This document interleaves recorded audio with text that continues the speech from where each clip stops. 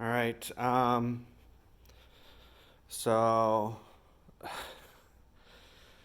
I'm not sure what I think of this new fleet yet. So, walking around in my house, I'm finishing up home time. It looks like I'm gonna get some extra home time, which is good and bad. I mean, it's nice to be at home, but I also um, I need to make money to pay bills. So, like, yeah, home time's over with. I want to be rolling. But hey, we have this whole Wuhan virus thing going on, so freight kind of sucks right now. So what's going on? So I started getting messages at about 8 a.m. Um, I think Nancy is the Garrett for Brent. So my old driver manager Haley had an assistant named Garrett that would help with stuff like reviewing the videos. You get like tons and tons of videos on you. They're almost constantly recording you in the trucks because every little thing that happens triggers an event where the video records. So Garrett reviews all that crap. And if he finds something that he thinks Haley should look at, then he sends it to Haley. And then it goes, it escalates. It's all, and then you get fired. But Nancy, I think, is the Garrett for my new driver manager, Brent. Nancy sent out a message this morning basically telling everybody, good morning, is everybody ready to roll? And I replied back, yes. Then I got a phone call about 30 minutes to an hour later from Brent, basically telling me that he's my new driver manager and asking if I was ready for a load. And I said yes. That was it. It was a very short conversation, just a couple minutes. And it's kind of warm in here. I'm not running the main AC unit for the house. I'm using window units in like my bedroom. So it's kind of warm. Not hot. It's not hot, but it's probably like close to 78, 80 degrees in there. So I'm going to come in here in the bedroom where the air conditioner's on. So, Clorox. Man, I wish I could find some damn Clorox wipes. I hate that people are like panic buying and hoarding that crap.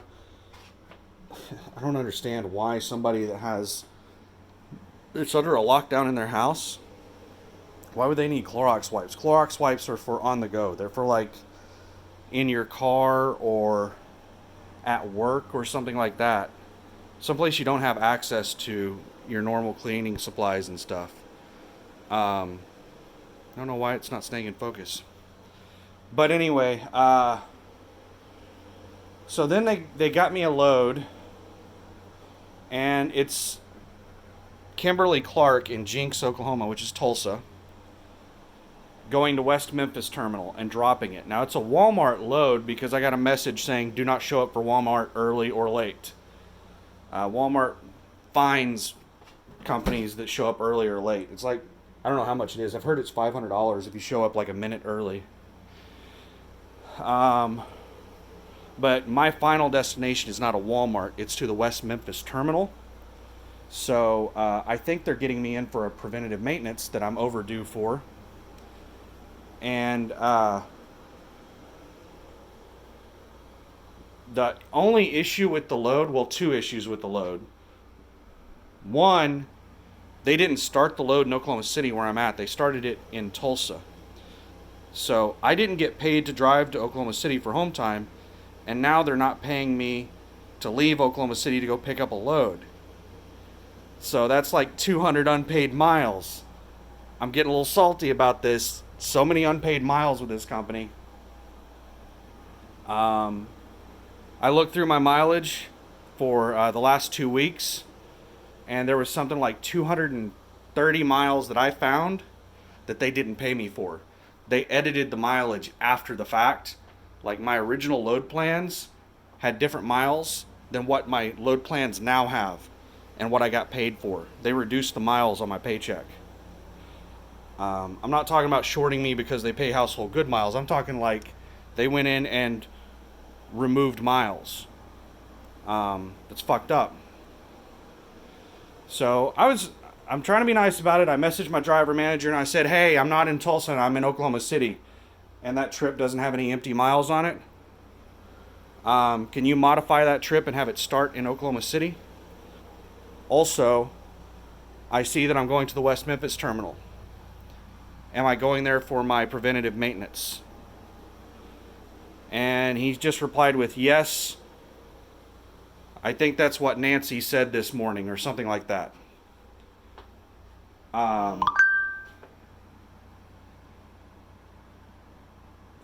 That's it was kind of a vague message. So I don't know if he's going to correct the trip where I get paid to leave Oklahoma City, but it sounds like that's going to become a non-issue anyway. Because the second issue with the trip, which is not a major issue, it's, freight is slow right now, so it's understandable that there's downtime. The load doesn't pick up until 10:30 tonight. It's 10:30 in the morning right now, so 12 hours from now. The huge negative to that is I just slept for like 8 or 9 hours. I can't just go back to sleep. So I'm going to be up for 12 hours, and then I'm going to start driving. Well, actually, I'm gonna have to drive 2 hours to get there by 10:30. So I called Kimberly Clark and asked them if the load is ready now or is it going to be ready early.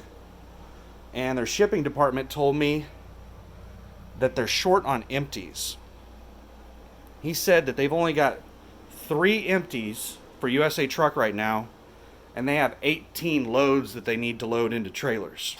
So they're short 15 empties right now. And I said, man, sorry, I can't help you. I dropped my empty over there on Saturday, and then I bobtailed to my house in Oklahoma City, and that's where I'm at right now. And I'm going to head back up there to pick up that load that I just gave you tonight. And so I got off the phone with Kimberly Clark, and that's when I sent the message to my driver manager about that I just told you about. Hey, can you change it to Oklahoma City? I'm in Oklahoma City, not Tulsa, and there aren't any empty miles, and asked about the PM. He replied back about 10 minutes later, and I'm not 100% sure it was him because he didn't sign the message. And the way that I get messages, they're messages. If whoever sends me the message doesn't sign the message with their name, then I have absolutely no idea who in the company is sending the messages. It could be the CEO, it could be safety, it could be a driver manager, it could be fuel, it could be anybody that sends me a message. I have no idea who sends me the message unless they sign it with a name.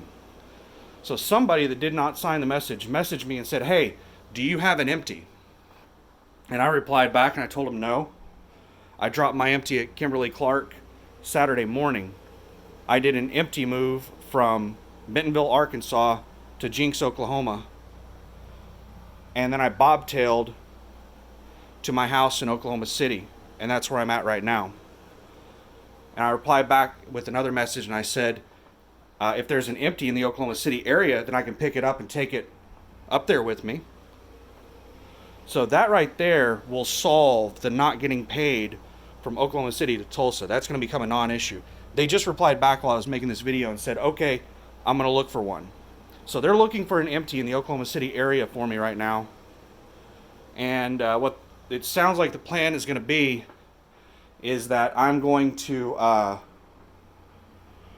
go pick up an empty and then take it up to Kimberly Clark. Now here's the problem, is that if that is the new plan, then I can't sit around and wait until 10 o'clock tonight to do that. They need that empty now, which is going to fuck up my 14.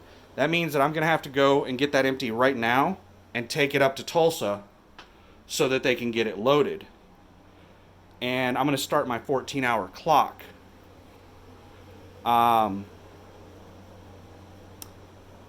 probably going to have to do something like an 8-2 split, or maybe they'll live load me early, or maybe it'll take so long for them to load the trailer that I'll be able to take a 10. I have no idea, but I'll have to figure it out once I get more information. Right now, all I know is that it's it's going to be a little wonky. Now, I think it's going to be very hard for them to find an empty in the Oklahoma City area because the only place I know of that we do business out of on a regular basis in Oklahoma City is Niagara Bottled Water on Sarah Road. It's like Sarah and Reno, or Northwest 10th and Sarah Road, I think. Right in that ballpark. And the last couple of weeks that I've been going there, they've always had issues with empties. They have had not enough empties. Like I've showed up with an empty to drop it, and I was supposed to be a drop and hook and load and pick up a loaded trailer, and they've live loaded me the last 2 times I've been there over the last couple of weeks because they didn't have an empty to load before I got there. So I'm not going to be able to steal an empty from Niagara. And I don't know of any other places that we do business with here in Oklahoma City. I know that I was given a load one time to pick up on Northwest 122nd Street, but that load got pulled off of me before I was able to research it, so I don't know what that business was there. But anyway, that's what's going on right now is I'm sitting around waiting to figure out what's going on. And this is the thing that really sucks about being a truck driver is that I only get paid whenever I'm driving down the road on paid miles. Like the actual miles that I drive, I don't get paid for. It's whatever the paid miles on the load are. So I might not get paid 2 hours to drive to Tulsa because they feel that they shouldn't pay me to do home time.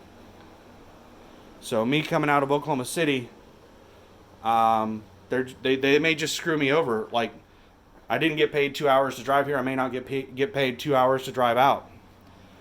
And so all this time that I'm sitting around calling Kimberly Clark, messaging driver managers and load coordinators, talking about my empty and my status and asking them to change the load and fix the load and do this and do that and all these things, I don't get paid for any of that, and I'm not sleeping right now. So that's the big thing with truck driving is that fatigue is a huge issue because there's so much shit that you do that you don't get paid for, and you try to save all of your work hours for shit you are getting paid for. It keeps going out of focus. My bit rate is so low that it doesn't really matter anyway. Video quality is going to be crap. Sorry about that, but man, I just don't have the data to be uploading 4 gig videos. These things are like 40 megabytes instead of 4 gigabytes. I have some better quality videos early on when I started making videos, if you want to see how pretty I am. But, yeah, it's, so this is a huge part of why there's driver fatigue is because these loads are very fluid. They're constantly changing and canceling and all this stuff, and your sleep schedule is constantly changing. And you're doing a lot of unpaid stuff off of your time. Like right now, technically, I should be logging this as on duty, not driving, while I'm sitting here load planning and stuff like that. But we don't do that. Drivers don't do that shit. We don't log it unless we absolutely have to, because we save all of our log time for things that we actually get paid for. This is the biggest problem, in my opinion, with the industry. They're trying to crack down on fatigue and all that stuff. The fatigue and all that all boils down to driver pay. If drivers were compensated for all the time that they worked, they wouldn't be working so much. Companies wouldn't be willing to pay them that much. They wouldn't be willing to pay me 100 hours a week, because I guarantee you that I work more than 70 hours a week, but 70 is as many as I can legally log. Well, technically a little over 70 if you do a 34, but I'm not going to turn this into an hours of service training video. But yeah, I'm just sitting around waiting right now. The waiting game. If they can't find an empty in Oklahoma City, I mean, Kimberly Clark told me that they'll probably still be able to load this load for me. This load may be one of the 3 loads that they use those empties for. What's crazy about that is that whenever I dropped that empty on Saturday, I almost couldn't find a spot to put the empty. They had that many trailers there. And I think the majority of them were empties that they were staging, getting ready for this week. There were a ton of trailers at Kimberly Clark. You almost couldn't find a place to put another trailer. So they're running way over capacity.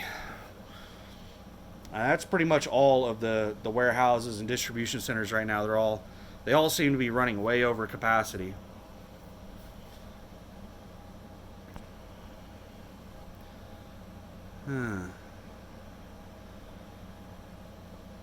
This thing's having hell of a time focusing. That's it. I'm just sitting around waiting on a load right now.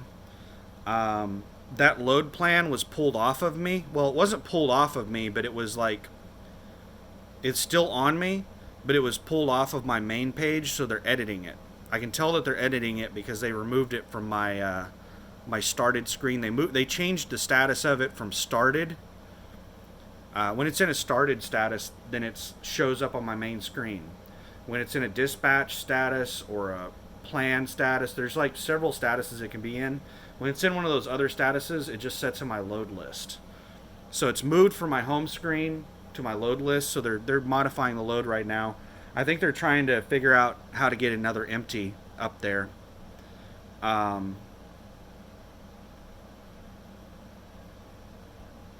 don't know what they may end up just pulling that load off of me and having me grab something out of Niagara.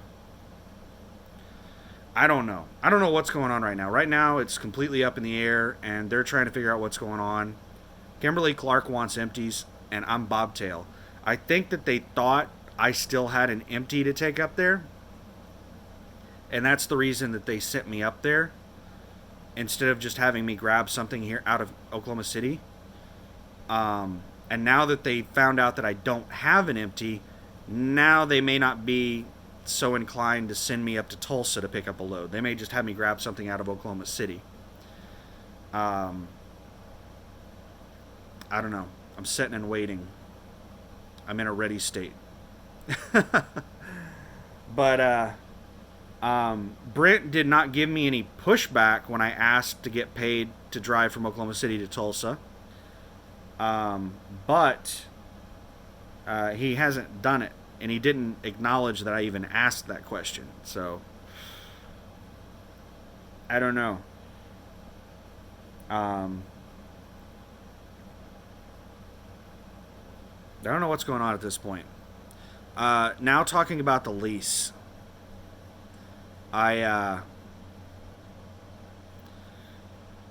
and bad news. It's mainly bad news. There was like a little bit of hope, and now it's just bad news.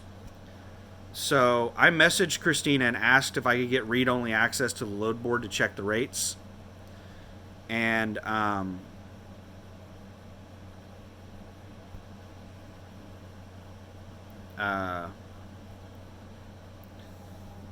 she told me that there's no way that she can give me any kind of access until I start the process of moving over to lease. So what it's looking like right now is that I can't do anything until I start that process, because the ray of hope was I called up Anything in Motion in Bolingbrook, Illinois, to ask about those trucks. They're the best deals I've found so far. They're like owner-operator spec, which means that, okay, so like fleet or mega carrier spec trucks are like bare minimum trucks. They get like, they're designed for fuel efficiency, not for pulling power, and they have like minimal features. Features from the factory or from the OEM, the original equipment manufacturer, like refrigerators and inverters and stuff like that, are typically more expensive than aftermarket stuff. So companies like Prime will not buy the factory refrigerator or the factory inverter. They'll have it put on after the fact from an aftermarket, because they buy those aftermarket inverters in bulk, and they like have their own people that they pay to do it, where they get them, like they charge like really low, they pay really low wages to have people install that stuff. So like Prime has pretty well spec'd like mega carrier spec trucks. Owner operator spec is like they get the high end XE packages where they get leather seats and massage seats. These trucks that I'm looking at that I called about have massage seats. I've never even heard of that. Massage seats. Um, they have factory inverters, factory refrigerators, factory TV mounts. Like they have every option you can think of from the factory, and they have APUs. They're fairly low mileage for used trucks. They're like in the 400 to 500,000 mile range. And they're at a reasonable price for the feature set. They're like $36,000 to $40,000, and their price depends on how many miles the trucks have, because they're all spec the same. And I called and found out what the gear ratio is, and he said they're 263 gear ratio, which is pretty much exactly what I want. I didn't even know they came in 263. I thought it was 264. Maybe it's a typo. I don't know. But 263, and I think they're 455 horsepower, 263 gear ratio, which means that they're going to pull really well on hills. Not amazing. They're not going to be like heavy haul, but they're going to pull really well on hills, and they should still get really good fuel mileage. That horsepower gear ratio of 455 to 264, 263 or whatever, I'm not an expert, but based on my research, that is ideally what I want. So this truck is pretty much exactly what I want. The color I want is white. None of them that they had in stock were white. They were red and blue, I think. They have a white one that they're going to get next week. A white one that they're going to get next week. And it's low mileage. He thinks that it's like around 400,000 miles, but he says that they have to put it in the shop, and it's going to take them a week to a week and a half to get the damn thing ready. So here's my dilemma. The perfect truck is going to be ready in a week and a half, which is going to be, what is that, like May 15th, May 20th or somewhere in that area? I'm not going to start the process of moving over to lease until June 10th, which is going to be like 3 weeks from then. I am not going to be certain on whether or not I'm going to move to lease until I start the process. And I can't drive the truck anywhere until I've, signed on with the lease department, because it's not going to have insurance or anything. So,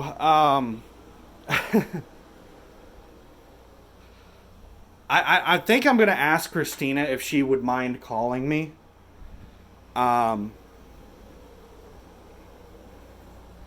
Because I really want this truck. I really, really want this truck. And I want to tell her what the situation is and see if there's a way we can, make this happen, because I can't think of a way that I can legally drive the truck from Bolingbrook, Illinois to anywhere. The truck pretty much has to have insurance on it, even if it's setting. So I don't really know what to say. I don't think there's a way that I can buy the truck.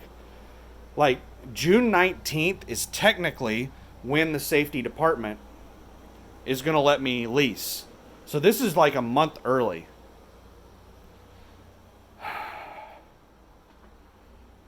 Like, if I asked them to let me move over in a week and a half, that would be a month early. Like, June 1st or June 10th is already early. So, I don't even know if I should ask Christina or anything.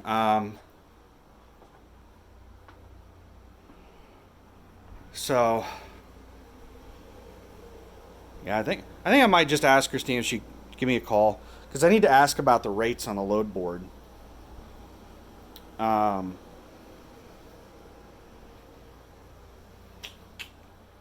I think I might just give her a call and see if she can chat with me about the freight rates, um,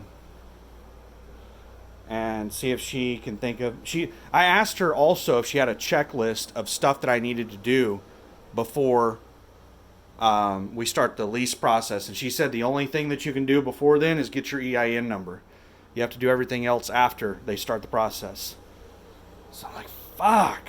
So, like, if I can't even buy a truck or anything until after we start the process, then, like, whenever we start the process, it could take 2 or 3 weeks or a month after that before, like, I'm actually driving. So, I don't even know. I don't know. I'm thinking. I think I'll just give her a call. Anyway, thanks for watching. Have a good one. Bye.